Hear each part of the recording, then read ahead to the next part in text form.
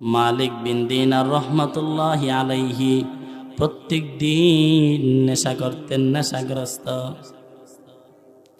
মালিক বিন দিনার প্রত্যেক দিন যখন নেশা করতেন, তার ছোট্ট বাচ্চা মেয়েটা বাবার এইগুলা ফালাইয়া দিতেন। বাচ্চা বাবাকে নেশা করার জন্য দিতেন না, কিন্তু ছোট্ট বাচ্চা তো দেখবেন বাবা কিন্তু মেয়েদের প্রতি মায়া থাকে বেশি। ছোট্ট বাচ্চা মেয়ে, এই কারণে মায়া লাগে, কিছু বলে না। আল্লাহর কুদরত বোঝা যায় না।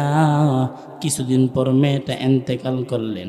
এন্তেকালের পর মালিক বিন দিনার রহমতুল্লাহি আলাইহি শবে বরাতের রাত্রিবেলা ঘুমাইছে, নেশা কইরা ঘুমাইছে।